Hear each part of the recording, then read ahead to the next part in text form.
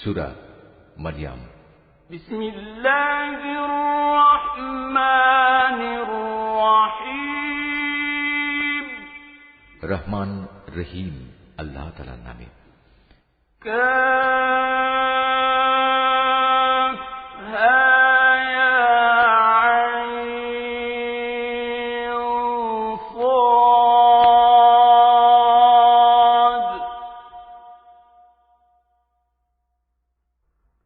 ذكر رحمة ربك عبده زكريا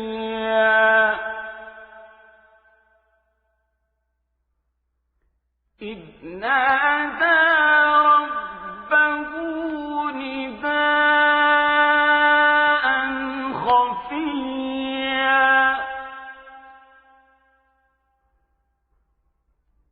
قال رب إني وهن العظم مني واشتعل الرأس شيبا ولم أكن بدعائك رب شقيا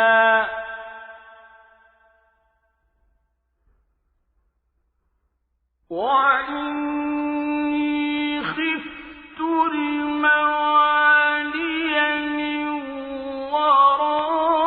ورائي وكانت امرأتي عاقرا فهب لي من لدنك وليا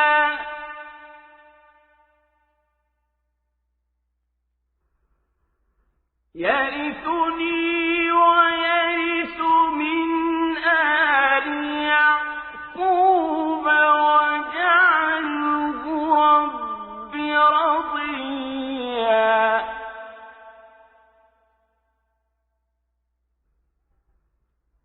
يا زكريا إنا نبشرك بغلام اسمه يحيى لم نجعل له من قبل سميا কাফ হা ইয়া আইন সাদ।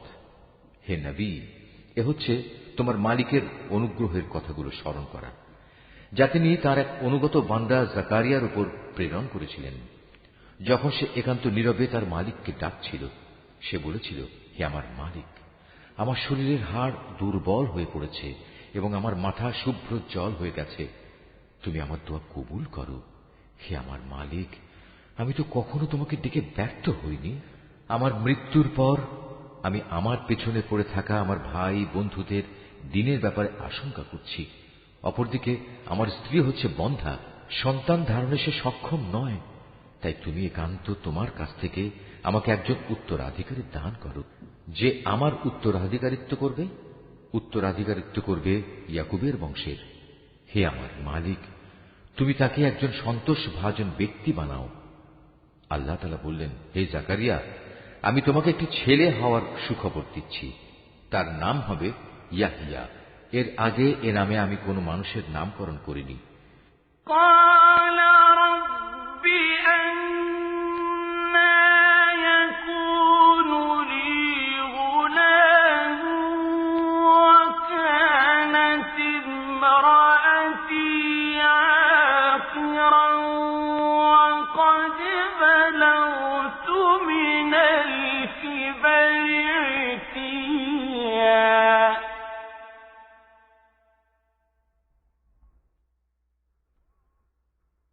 قال كذلك قال ربك هو علي هين وقد خلقتك من قبل ولم تك شيئا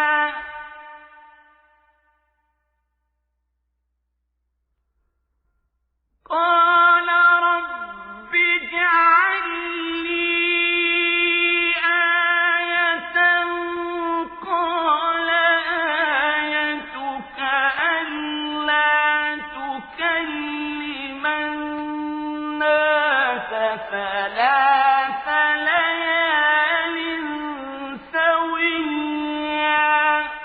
সে বলল, হে আমার মালিক, আমার ছেলে হবে কিভাবে? আমার স্ত্রী তো বন্ধা এবং আমি নিজেও এখন বার্ধক্যের শেষ সীমানায় এসে উপনীত হয়েছি। আল্লাহ তাআলা বললেন, হ্যাঁ, এটা এভাবেই হবে। তোমার মালিক বলছেন, এটা আমার জন্য নিতান্ত সহজ কাজ। আমি তো এর আগেও তোমাকেও সৃষ্টি করেছিলাম যখন তুমি কিছুই ছিলে না। সে বলল, হে আমার মালিক, আমাকে এজন্য কিছু একটা নিদর্শন বলে দাও। তিনি বললেন, হ্যাঁ, তোমার নিদর্শন হচ্ছে সুস্থ থেকেও তুমি ক্রমাগত 3 রাত মানুষদের সাথে কোন রকম কথাবার্তা বলবে না।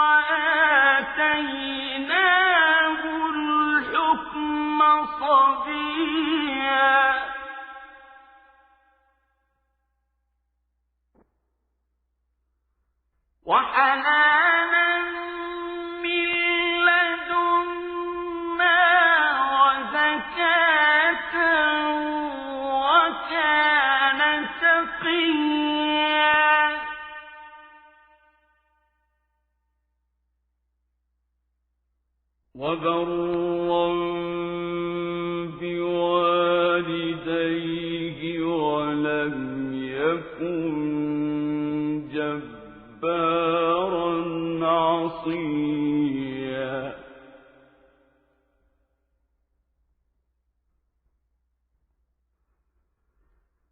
وسلام عليه يوم ولد ويوم يموت ويوم يبعث حيا।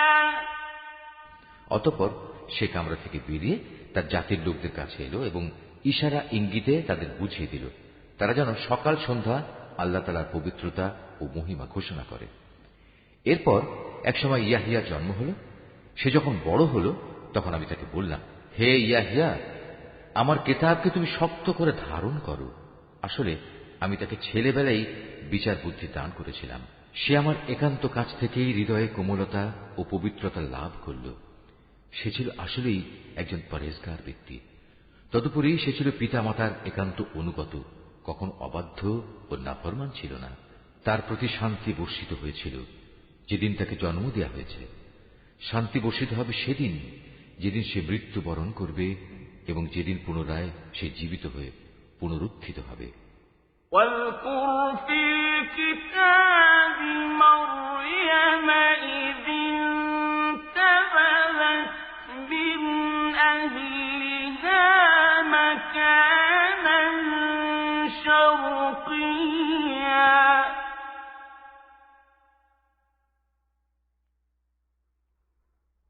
فاتخذت من دونهم حجابا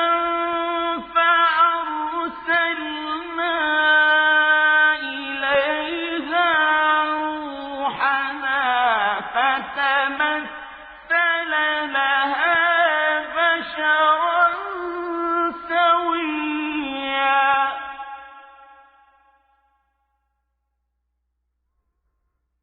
قالت إني أعوذ بالرحمن منك إن كنت تقيا। হে নবী, এ কিতাবে মারিয়ামের কথা তুমি তাদের স্মরণ করিয়ে দাও, বিশেষ করে সেই সময়ের কথা যখন সে তার পরিবারের লোকজনদের কাছ থেকে আলাদা হয়ে পূর্ব দিকের একটি ঘরে গিয়ে আশ্রয় নিয়েছিল। অতঃপর লোকদের কাছ থেকে নিজেকে আড়াল করার জন্য সে পর্দা করল। আমি তার কাছে আমার রূহ জিবরাইলকে পাঠালাম। সে পূর্ণ মানুষের আকৃতিতে তার সামনে গিয়ে আত্মপ্রকাশ করল।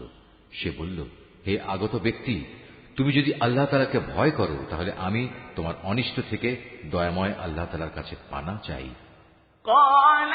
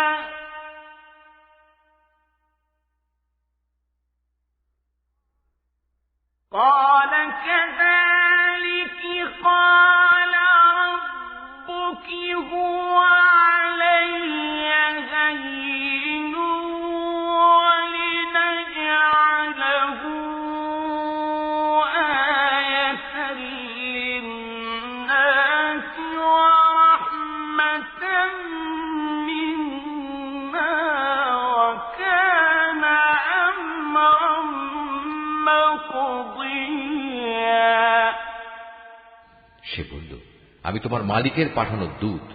আমি তো এজন্য এসেছি যেন তোমাকে একটি পবিত্র সন্তান দিয়ে যেতে পারি। সে বলল, এ কি বলছো তুমি? আমার ছেলে হবে কিভাবে? আমাকে তো আজ পর্যন্ত কোনো পুরুষ স্পর্শও করেনি, আর না আমি কখনো অসতী ছিলাম।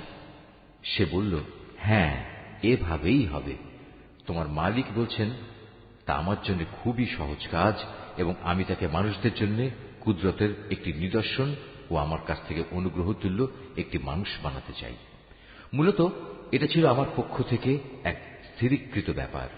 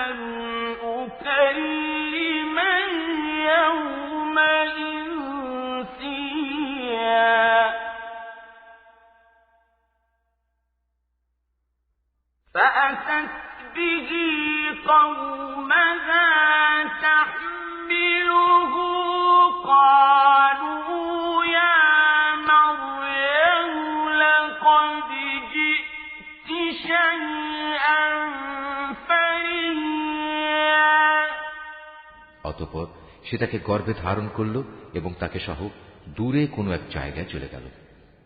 তারপর প্রসব বেদনা তাকে আশ্রয়ের জন্য এক খেজুর গাছের নিচে নিয়ে এলো। সে বলল, হায়, এর আগে যদি আমি মরে যেতে পারতাম তাহলে এই কষ্ট আজ আমার সইতে হতো না, এবং আমি যদি মানুষদের স্মৃতি থেকে সম্পূর্ণ বিস্মৃত হয়ে যেতাম। তখন একজন ফেরেশতা তাকে তার নিচের দিক থেকে আহ্বান করে বলল, হে মারিয়াম, তুমি কোন রকম দুঃখ করো না। তোমার মালিক তোমার পিপাসা নিবারণের জন্য তোমার পাদদেশে একটি পানির ঝর্ণা বানিয়ে দিয়েছেন। তুমি এই খেজুর গাছের কাণ্ড তোমার দিকে নাড়া দাও, দেখবে তা তোমার উপর পাকা ও তাজা খেজুর ফেলছে। অতঃপর মজা করে এই গাছের খেজুর খাও এবং এই ঝর্ণার পানীয় পান করো এবং সন্তানের দিকে তাকিয়ে তোমার চোখ জুড়াও। ইতিমধ্যে যদি তুমি মানুষদের কাউকে দেখো তাহলে বলবে, আমি আল্লাহ তাআলার নামে রোজার মান্যত করেছি, এ কারণে আমি আজ কোনো মানুষের সাথে কথা বলবো না।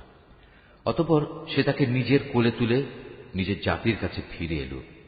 লোকেরা তার কোলে সন্তান দেখে বলল, হে মারিয়াম, তুমি তো সত্যি এক অদ্ভুত কাণ্ড করে বসেছ।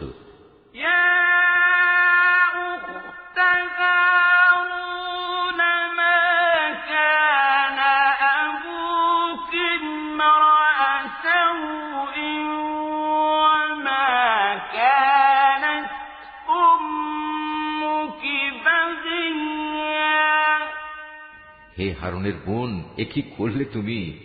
তোমার পিতা তো কোনো অসৎ ব্যক্তি ছিল না, তোমার মাতাও তো চারিত্রিক দিক থেকে কোনো খারাপ মহিলা ছিল না।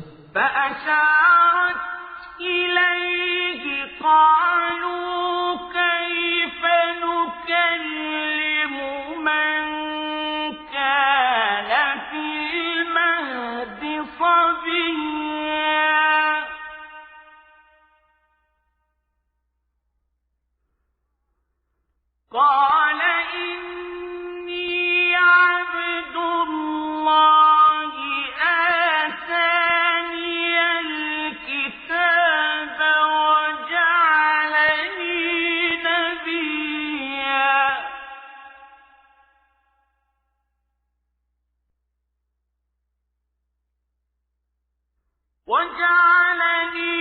مباركا أينما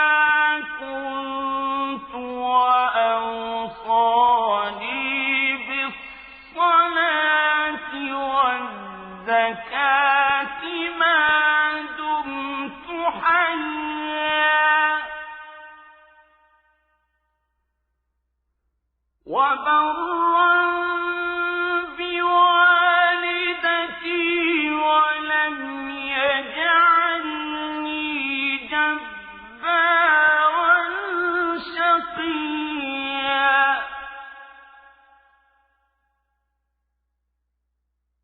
والسلام علي يوم ولدت ويوم أموت ويوم أبعث حيا।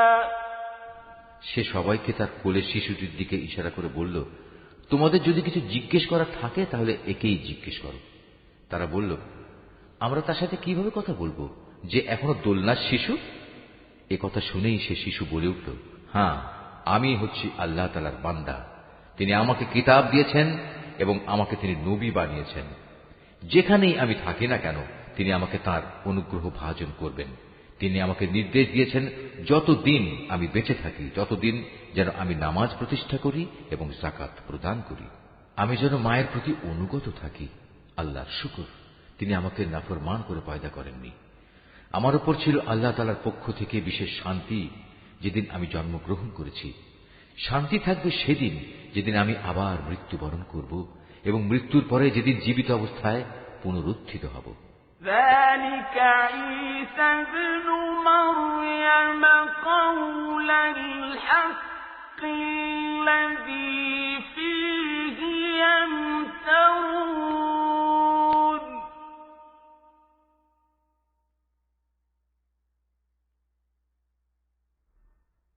ما كان لله أن يتخذ من ولد سبحانه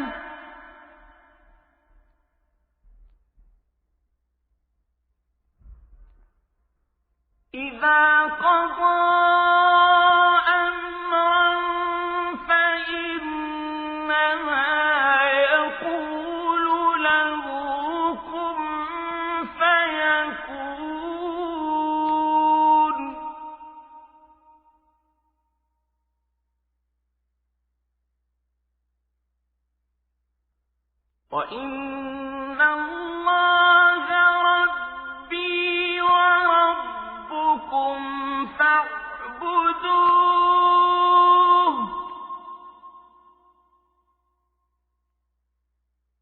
هَذَا صِرَاطٌ مُسْتَقِيمٌ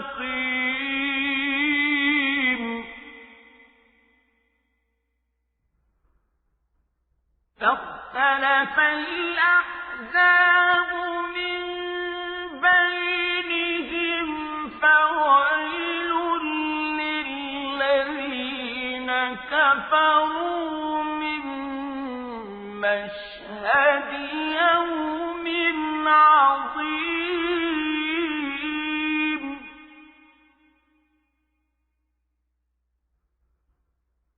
أسمع بهم وأبصر يوم يأتوننا لكن الظالمون اليوم في ضلال مبين এ হচ্ছে মারিয়াম পুত্র ঈসা এবং এ হচ্ছে তার আসল ঘটনা, জানিয়ে তারা অযথাই সন্দেহ করে। তারা বলে সে আল্লাহ তাআলার সন্তান, কিন্তু সন্তান গ্রহণ করা আল্লাহ তাআলার কাজ নয়। তিনি এ থেকে অনেক পবিত্র। তিনি যখন কোনো কিছু করতে চান তখন শুধু বলেন হও এবং সাথে সাথেই তা হয়ে যায়।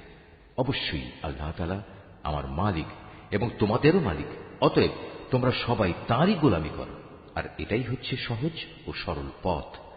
এরপর তাদের দলগুলো নিজেদের মাঝে মারিয়াম পুত্রকে নিয়ে নানা মতানৈক্য সৃষ্টি করল। অতঃপর যারা আল্লাহ তাআলার ঘোষণা অস্বীকার করল তাদের জন্য রয়েছে এক কঠিন কিয়ামতের দিনের দুর্ভোগ। যেদিন এরা আমার সামনে এসে হাজির হবে সেদিন তারা ভালো করেই শুনবে এবং ভালো করেই দেখতে পাবে। কিন্তু আজ এই জালেমরা না শোনা ও না দেখার ভান করে সুস্পষ্ট গুমরাহিতে নিমজ্জিত হয়ে আছে। وَأَنذِرْهُمْ يَوْمَ الْحَسْرَةِ إِذْ قُضِيَ الْأَمْرُ وَهُمْ فِي غَفْلَةٍ وَهُمْ لَا يُؤْمِنُونَ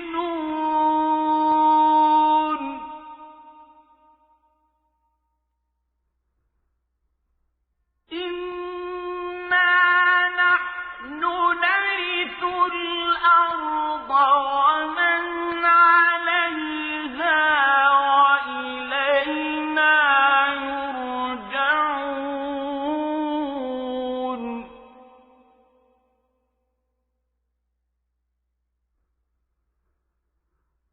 واذكر في الكتاب إبراهيم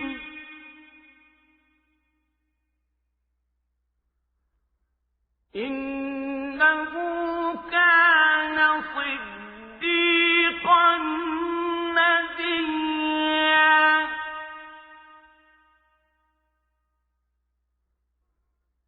إذ قال لأبيه يا أبت لم تعبد ما لا يسمع ولا يبصر ولا يغني عنك شيئا হে নবী, সেই আক্ষেপের দিনটি সম্পর্কে তুমি এদের সাবধান করে দাও, যেদিন জান্নাত জাহান্নামের ব্যাপারে চূড়ান্ত সিদ্ধান্ত হয়ে যাবে। এখন তো এরা এ ব্যাপারে গাফিলাতে ডুবে রয়েছে, তাই ওরা আল্লাহর উপর ঈমান আনছে না। নিশ্চয়ই পৃথিবীর মালিক হব আমি এবং তার উপর যা কিছু রয়েছে সে সবেরও, আর তাদের সবাইকে আমার কাছেই ফিরে আসতে হবে। হে নবী, কেতাবে তুমি ইব্রাহিমের ঘটনাকে স্মরণ করো। অবশ্যই সে ছিল এক সত্যবাদী নবী। বিশেষ করে সে সময়ের কথা যখন সে তার পিতাকে বলল, হে আমার পিতা, তুমি কেন এমন একটা জিনিসের পুজো করো যা দেখতে পায় না, কিছু শুনতে পায় না, যা তোমার কোনো কাজেও আসবে না? يا أبت إني قد جاءني من العلم ما لم يأتك فاتبعني أهدك صراطا سويا يا أبت لا تعبد الشيطان إن الشيطان كان للرحمن عصيا يا أبت إني أخاف أن يمسك عذاب من الرحمن فتكون للشيطان وليا হে আমার পিতা, আমার কাছে আল্লাহ তাআলা সৃষ্টি রহস্য সম্পর্কে যে জ্ঞান এসেছে তা তোমার কাছে আসেনি। অতএব তুমি আমার কথা শোনো, আমি তোমাকে সঠিক পথ দেখাবো। হে আমার পিতা, সে জ্ঞানের মৌলিক কথা হচ্ছে তুমি শয়তানের গোলামি করো না, কেননা শয়তান হচ্ছে পরম দয়ালু আল্লাহ তাআলার নাফরমান। হে আমার পিতা, আমার ভয় হচ্ছে নাফরমান শয়তানের গোলামি করলে পরম দয়ালু আল্লাহ তাআলার কোন আযাব এসে তোমাকে স্পর্শ করবে, আর এর ফলে জাহান্নামে তুমি শয়তানেরই সাথী হয়ে যাবে। قال أراغب أنت عن آلهتي يا إبراهيم لئن لم تنته لأرجمنك واهجرني مليا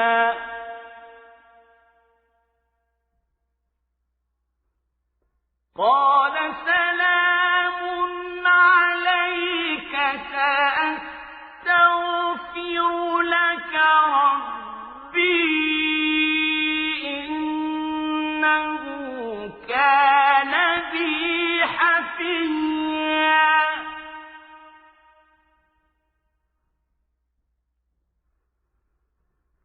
وأعتزلكم وما تدعون من دون الله وأدعو ربي عسى ألا أكون بدعاء ربي شقيا সে বলল, হে ইব্রাহিম, তুমি কি আসলেই আমার দেবদেবীগুলো থেকে বিমুখ হয়ে যাচ্ছ? তবে শোনো, এখনো যদি তুমি এসব থেকে ফিরে না আসো তাহলে অবশ্যই আমি তোমাকে পাথর মেরে হত্যা করব। আর যদি বেঁচে থাকতে চাও তাহলে তুমি চিরতরে আমার কাছ থেকে আলাদা হয়ে যাও। সে বলল, আচ্ছা, তোমার প্রতি আমার সালাম, আমি তোমার কাছ থেকে আলাদা হয়ে যাচ্ছি, কিন্তু এ সত্ত্বেও আমি আমার মালিকের কাছে তোমার জন্য মাগফিরাত কামনা করতে থাকব। অবশ্যই আল্লাহ তাআলা আমার প্রতি অতিশয় মেহেরবান। আমি তোমাদের কাছ থেকে আলাদা হয়ে যাচ্ছি এবং আল্লাহ তাআলাকে বাদ দিয়ে তোমরা যাদের ডাকো তাদের সবার কাছ থেকেও আলাদা হয়ে যাচ্ছি। আমি তো আমার মালিককেই ডাকতে থাকব। আশা করি আমার মালিককে ডেকে আমি কখনো ব্যর্থকাম হব না। فلما اعتزلهم وما يعبدون من دون الله وهبنا له إسحاق ويعقوب وكلا جعلنا نبيا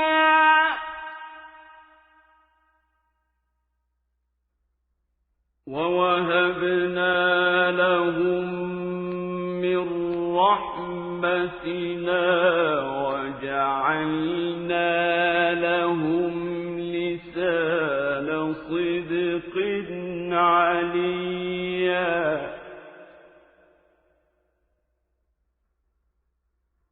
واذكر في الكتاب موسى إنه كان مخلصا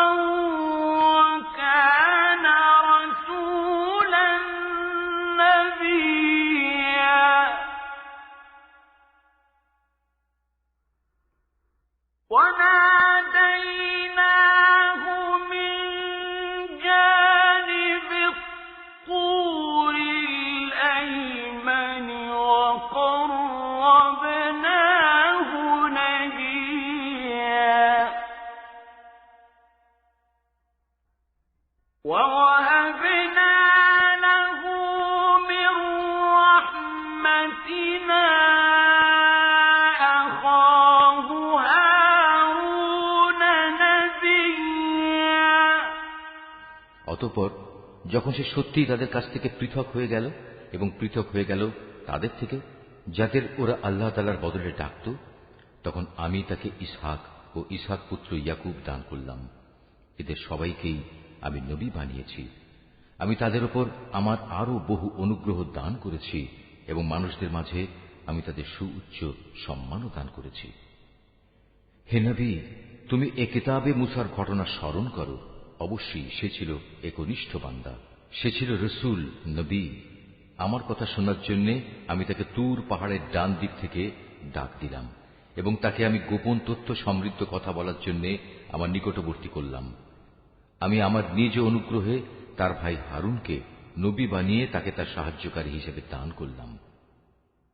واذكر في الكتاب إسماعيل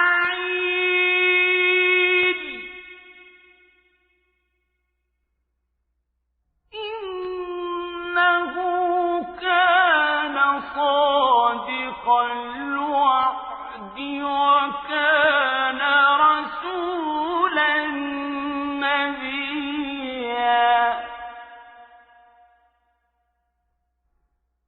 وكان يأمر أهله بالصلاة والزكاة وكان عند ربه مرضيا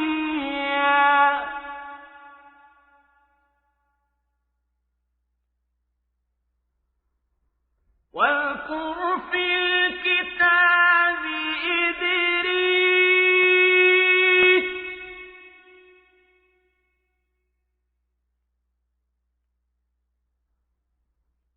إنه كان صديقا نبيا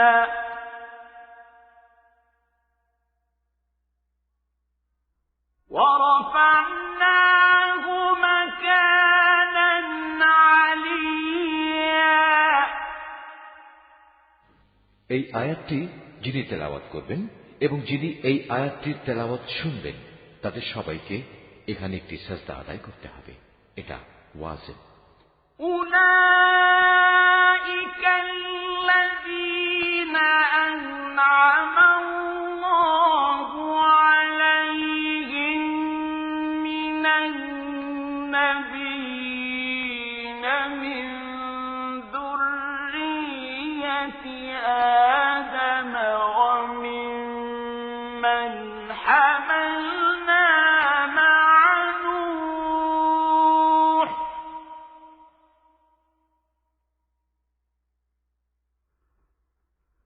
من ذرية آدم وممن حملنا مع نوح ومن ذرية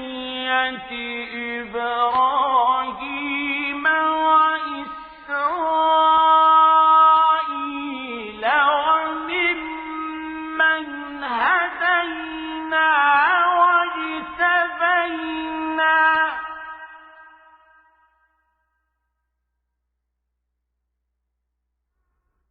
إذا تتلى عليهم آيات الرحمن خروا سجدا وبكيا হে নবী, এ কিতাবে তুমি ইসমাইলের কথাও স্মরণ করো। নিশ্চয়ই সে ছিল যথার্থ প্রতিশ্রুতি পালনকারী, আর সে ছিল রসুল, নবী। সে তার আপনজনদের নামাজ প্রতিষ্ঠা করা ও যাকাত আদায় করার আদেশ দিত। উপরন্তু সে ছিল তার মালিকের একান্ত পছন্দনীয় ব্যক্তি। হে নবী, তুমি এই কিতাবে ইদ্রিসের কথাও স্মরণ করো। সেও ছিল একজন সত্যবাদী নবী। আমি তাকে উচ্চ মর্যাদায় সমাসীন করেছিলাম। এরা হচ্ছে সেসব নবী যাদের উপর আল্লাহ তাআলা অনুগ্রহ করেছেন। এরা সবাই ছিল আদমের বংশোদ্ভূত, যাদের তিনি মহাপ্লাবনের সময় নূহের সাথে নৌকায় আরোহণ করিয়েছেন। এরা তাদেরই বংশের লোক। এদের কিছু লোক ইব্রাহিম ও ইসরায়েলের বংশোদ্ভূত, উপরন্তু যাদের তিনি হেদায়েতের আলো দান করেছিলেন এবং যাদের তিনি মনোনীত করেছিলেন, এরা হচ্ছে তাদেরই অন্তর্ভুক্ত। এদের অবস্থা ছিল এই, যখনই এদের সামনে পরম করুণাময় আল্লাহ তাআলার আয়াতসমূহ তেলাওয়াত করা হতো, তখন এরা আল্লাহ তাআলাকে সাজদা করার জন্য ক্রন্দনরত অবস্থায় জমিনে লুটিয়ে পড়ত। فخلف من بعدهم خلف أضاعوا الصلاة واتبعوا الشهوات فسوف يلقون غيا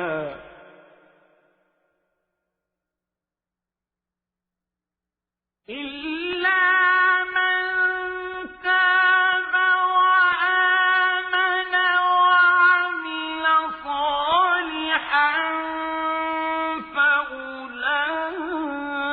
فأولئك يدخلون الجنة ولا يظلمون شيئا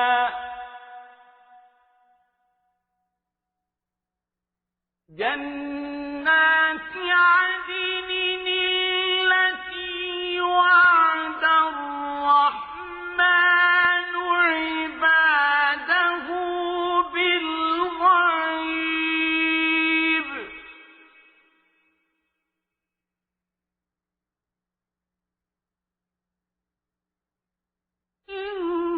إنه كان وعده مأتيا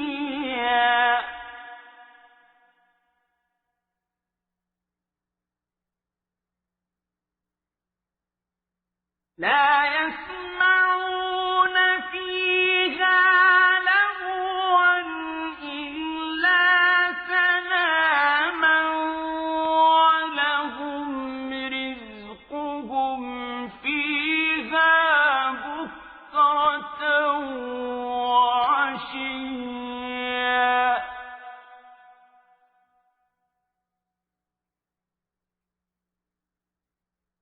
تلك الجنة التي نورث من عبادنا من كان تقيا তাদের পর তাদের অপদার্থ বংশধররা এলো, তারা নামাজ বরবাদ করে দিল এবং নানা পাশবিক লালসার অনুসরণ করল।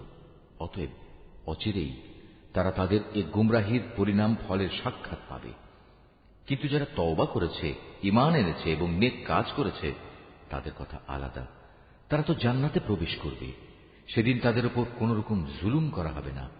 স্থায়ী জান্নাত এমন এক অদৃশ্য বস্তু যার ওয়াদা আল্লাহ তাআলা তার বান্দাদের কাছে দিয়ে রেখেছেন। অবশ্যই তার ওয়াদা পূরণ হয়েই থাকবে। সেখানে তারা কোনো অর্থহীন কথা শুনতে পাবে না। চারিদিকে থাকবে শুধু শান্তি আর শান্তি। সেখানে সকাল সন্ধ্যা তাদের জন্য নিত্য নতুন রিজিকের ব্যবস্থা থাকবে। এ হচ্ছে জান্নাত। আমার বান্দাদের মাঝে যারা পরহেজগার, আমি শুধু তাদেরই এর অধিকারী বানাবো। وما نتنزل إلا بأمر ربك له ما بين أيدينا وما خلفنا وما بين ذلك وما كان ربك نسيا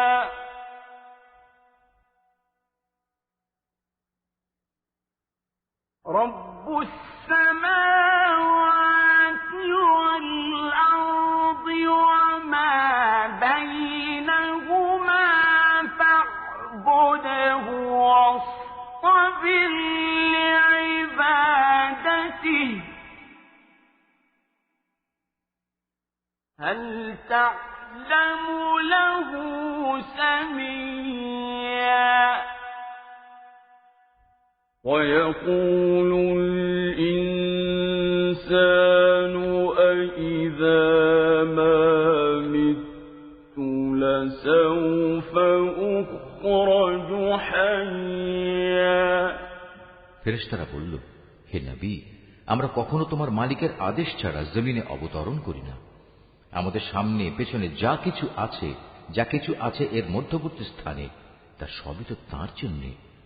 মূলত তোমার মালিক কখনো কাউকে ভুলে থাকেন না। তিনি আসমান সমূহ ও জমিনের মালিক, এবং তিনি মালিক এদের উভয়ের মাঝে যা কিছু আছে তারও। অতএব তোমরা একমাত্র তাঁরই গোলামি করো, তার গোলামির উপরই কায়েম থাকো। তুমি তার সমগুণ সম্পন্ন এমন কোন নাম কি জানো যে তুমি তার গোলামি করবে?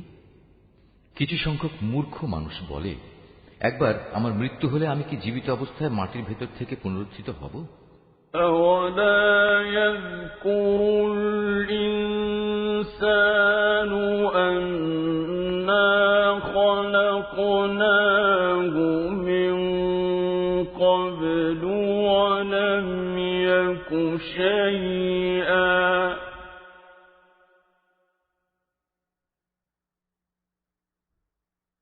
فَوَرَبِّكَ لَنَحْشُرَنَّهُمْ وَالشَّيَاطِينَ ثُمَّ لَنُحْضِرَنَّهُمْ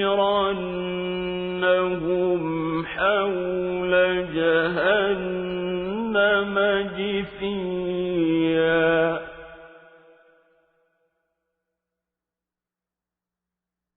ثُمَّ لَنَنزِعَنَّ مِنْ كُلِّ شِيعَةٍ أَيُّهُمْ أَشَدُّ عَلَى الرَّحْمَنِ عِتِيًّا ثُمَّ لَنَحْنُ أَعْلَمُ بِالَّذِينَ هُمْ أَوْلَى بِهَا صِلِيًّا এ নির্বোধ মানুষটি কি একবারও চিন্তা করে না, এর আগে তো আমি তাকে সৃষ্টি করেছি, অথচ সে তখন কিছুই ছিল না। অতএব তোমার মালিকের শপথ, আমি অবশ্যই এদের একত্রিত করব শয়তানদেরও। অতঃপর এদের সবাইকে হাঁটু গাড়া অবস্থায় জাহান্নামের চারপাশে এনে জড়ো করব। তারপর আমি অবশ্যই এদের প্রত্যেক দলের মধ্যে থেকে দয়াময় আল্লাহ তাআলার প্রতি যারা সবচেয়ে বেশি বিদ্রোহী ছিল তাদের খুঁজে খুঁজে বের করে আনব। ওদের মধ্যে যারা জাহান্নামে নিক্ষিপ্ত হবার অধিকতর যোগ্য, আমি তাদের সবার চেয়ে বেশি জানি। وَإِن مِّنكُمْ إِلَّا وَارِدُهَا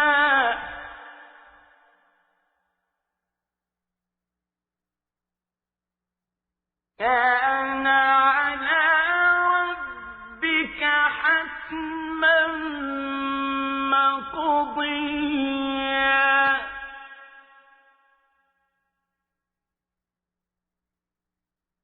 ثُمَّ نُنَجِّي الَّذِينَ اتَّقَوْا وَنَذَرُ الظَّالِمِينَ فِيهَا جِثِيًّا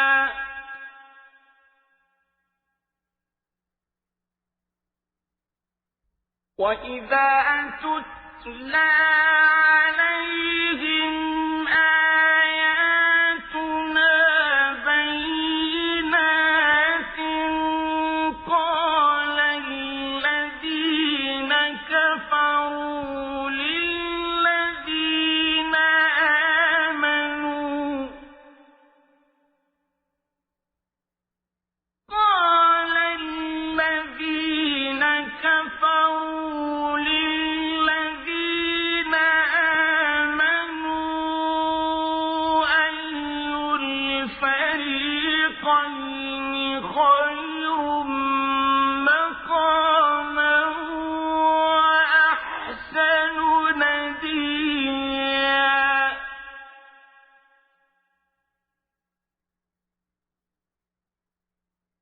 وكم أهلكنا قبلهم من قرن هم أحسن أثاثا ورئيا জাহান্নামে তোমাদের মধ্যে এমন একজন ব্যক্তিও হবে না যাকে এর উপর দিয়ে পার হতে হবে না। এটা হচ্ছে তোমার মালিকের অমোঘ সিদ্ধান্ত। এ পার হওয়ার সময় আমি শুধু ওসব মানুষদেরই মুক্তি দেব যারা দুনিয়ার জীবনে আল্লাহ তাআলাকে ভয় করেছে। অবশিষ্ট জালেমদের আমি নতজানু অবস্থায় সেখানে রেখে দেব। তাদের সামনে যখন আমার সুস্পষ্ট আয়াতসমূহ তেলাওয়াত করা হয়েছে তখন তারা ঈমানের বদলে কুফরি করেছে। তারা ঈমানদারদের লক্ষ্য করে বলে, বলতো আমাদের উভয় দলের মাঝে কোন দলটি মর্যাদায় শ্রেষ্ঠতর ও কোন দলের মাহফিল বেশি শানদার? অথচ ওদের পূর্বে কত শানদার মাহফিলের অধিকারী মানব গোষ্ঠীকে আমি নির্মূল করে দিয়েছি, যারা আজকের এই কাফেরদের চাইতে সহায় সম্পদ ও প্রাচুর্যের বাহাদুরিতে ছিল অনেক শ্রেষ্ঠ। قل من كان في الضلالة فليمدد له الرحمن مدا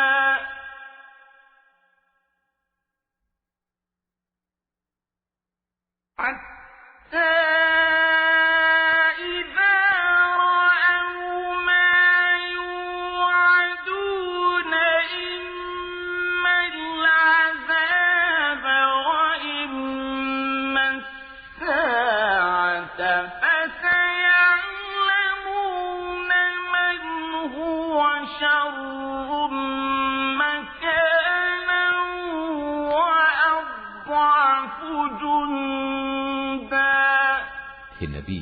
এদের বলো, যে ব্যক্তি গুমরাহিতে নিমজ্জিত থাকে তাকে দয়াময় আল্লাহ তাআলা অনেক ঢিল দিতে থাকেন যতক্ষণ না তারা সে বিষয়টি স্বচক্ষে প্রত্যক্ষ করবে।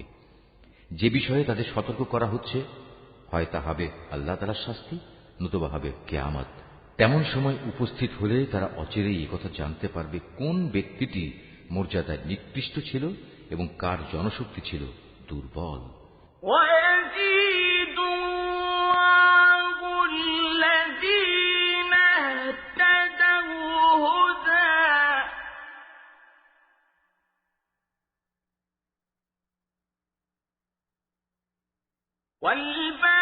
والباقيات الصالحات خير عند ربك ثوابا وخير مردا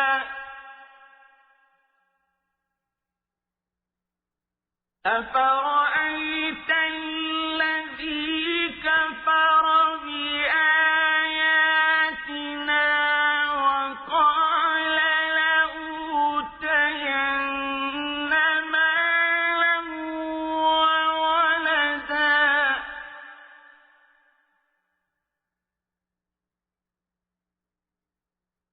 أطلع الغيب أم اتخذ عند الرحمن عهدا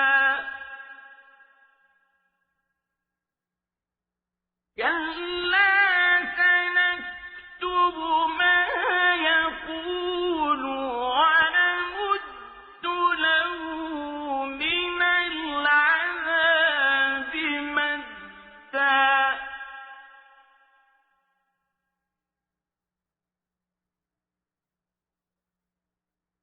ونرثه ما يقول ويأتينا فردا واتخذوا من دون الله آلهة ليكونوا لهم عزا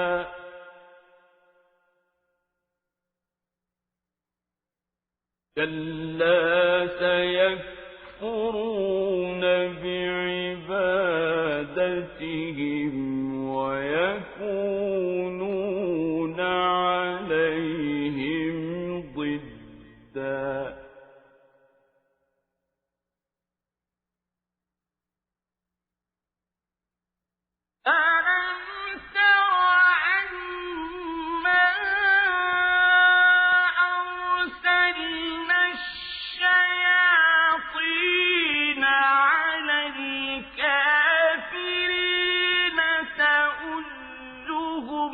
أذى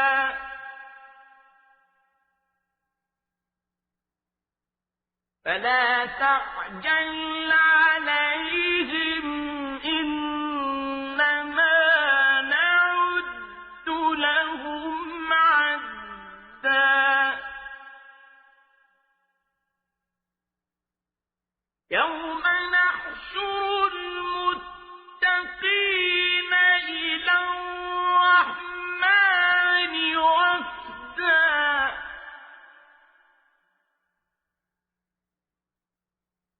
ونسوق المجرمين إلى جهنم وردا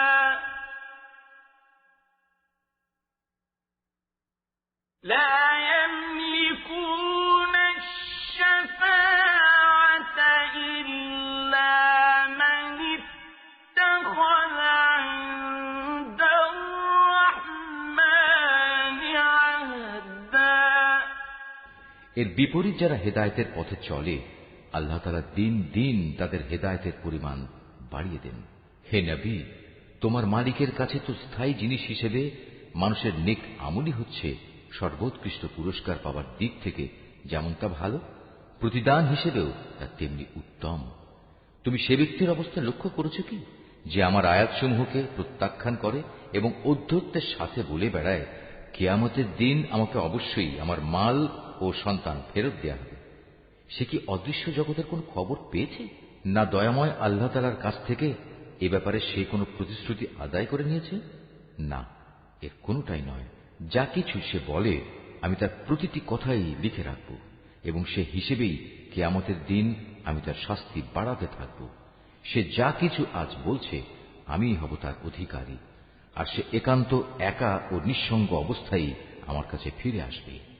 এরা আল্লাহ তাআলাকে বাদ দিয়ে অন্যদের মাবুদ বানায় যেন এরা তাদের জন্য সাহায্যকারী হতে পারে, কিন্তু না, কিয়ামতের দিন বরং এরা তাদের ইবাদতের কথা সম্পূর্ণত অস্বীকার করবে। এরা তখন তাদের বিপক্ষ হয়ে যাবে। হে নবী, তুমি কি এই বিষয়টির প্রতি লক্ষ্য করনি আমি কিভাবে কাফেরদের উপর শয়তানদের ছেড়ে দিয়ে রেখেছি? তারা আল্লাহ তাআলার বিরুদ্ধে তাদের ক্রমাগত উৎসাহ দান করছে। অতএব তুমি এদের আযাবের ব্যাপারে কোন রকম তাড়াহুড়ো করো না। আমি তো এদের চূড়ান্ত ধ্বংসের দিনটি গণনা করে যাচ্ছি। সেদিন আমি পরেজগার বান্দাদের সম্মানিত মেহমান হিসেবে দয়াময় আল্লাহ তাআলার কাছে একত্রিত করব, আর নাফরমানদের জাহান্নামের দিকে তৃষ্ণার্ত উটের ন্যায় তাড়িয়ে নিয়ে যাব। সেদিন কোন মানুষই আল্লাহ তাআলার দরবারে সুপারিশ পেশ করার ক্ষমতা রাখবে না। হ্যাঁ, যদি কেউ আল্লাহ তাআলার কাছ থেকে তেমন কোন প্রতিশ্রুতি নিয়ে রাখে তবে তা ভিন্ন কথা। وقالوا اتخذ الرحمن ولدا لقد جئتم شيئا إدا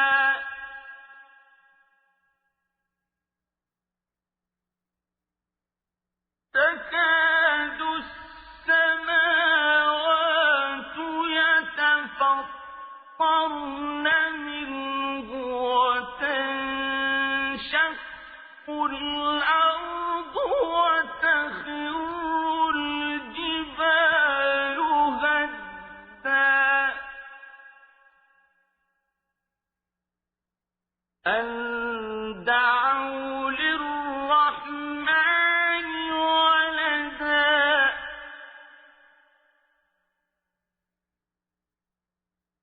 وما ينبغي للرحمن أن يتخذ ولدا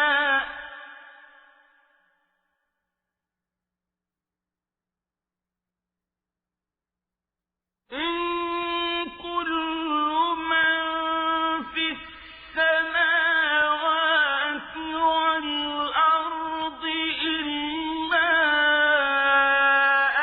آتي الرحمن عبدا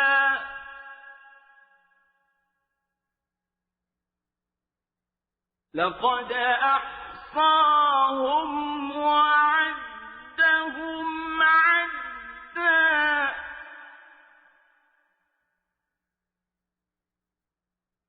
وكلهم آتيه يوم القيامة فردا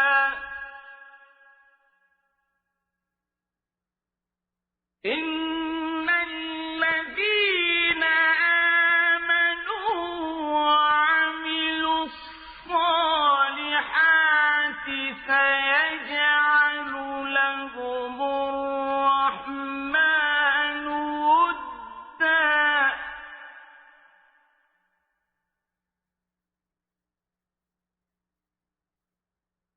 فإنما يسرناه بلسانك لتبشر به المتقين